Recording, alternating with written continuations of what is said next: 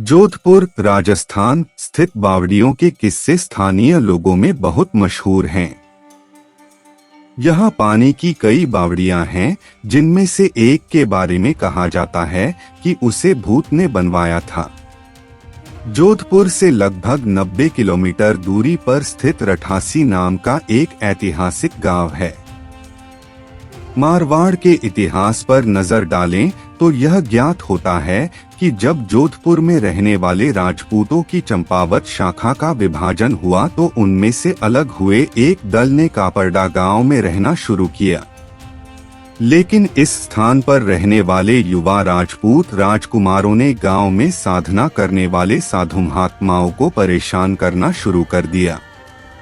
उन राजकुमारों से क्रोधित होकर साधुओं ने उन्हें श्राप दे दिया कि उनके आने वाली पीढ़ी इस गांव में नहीं रह पाएगी। साधुओं के श्राप की बात जब राजकुमारों ने अपने घर में बताई तो सभी भयभीत हो गए और उस गांव को छोड़कर चले गए। इस गांव को छोड़कर वह जिस गांव में रहने के लिए गए उस गांव का नाम है रठासी गांव। यह जोधपुर से लगभग 90 किलोमीटर की दूरी पर स्थित एक ऐतिहासिक गांव है। इस गांव में एक बावड़ी है जिसके बारे में कहा जाता है कि वह भूतों के सहयोग से बनी है। अर्थात उस बावड़ी को बनाने में भूत प्रेतों ने गांव वालों की सहायता की थी।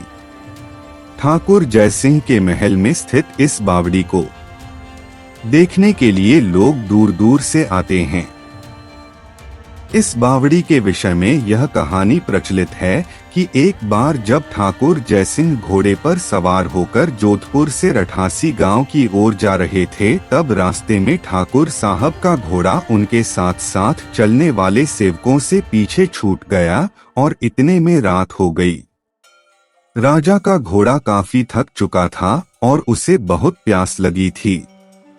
रास्ते में एक तालाब को देखकर ठाकुर जयसिंह अपने घोड़े को पानी पिलाने के लिए ले गए। आधी रात का समय था। घोड़ा जैसे ही आगे बढ़ा राजा को एक आकृति दिखाई दी जिसने धीरे धीरे इंसानी शरीर धारण कर लिया। राजा उसे देखकर डर गया। उस प्रेत ने राजा को कहा कि मुझे प्यास लगी है, लेकिन श्राप के कारण मैं इस कुएं का पानी नहीं पी सकता।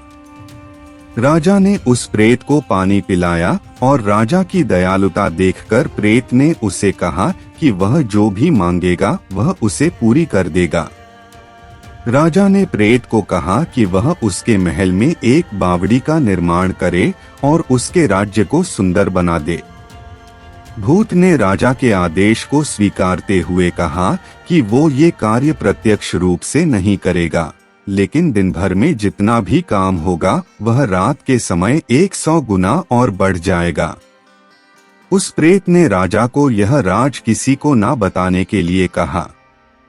इस घटना के 2 दिन बाद ही महल और बावड़ी की इमारतें बनने लगीं। रात में पत्थर ठोकने की रहस्यमय आवाजें आने लगीं। दिन प्रतिदिन निर्माण काम तेज गति से बढ़ने लगा। लेकिन रानी के जिद करने पर राजा ने यह राज रानी को बता दिया कि आखिर निर्माण इतनी जल्दी कैसे पूरा होता जा रहा है। राजा ने जैसे ही यह राज रानी को बताया, सारा काम वहीं रुक गया। बावड़ी भी ज्यों की त्यों ही रह गई। इस घटना के बाद किसी ने भी उस बावड़ी को बनाने की कोशिश नहीं की।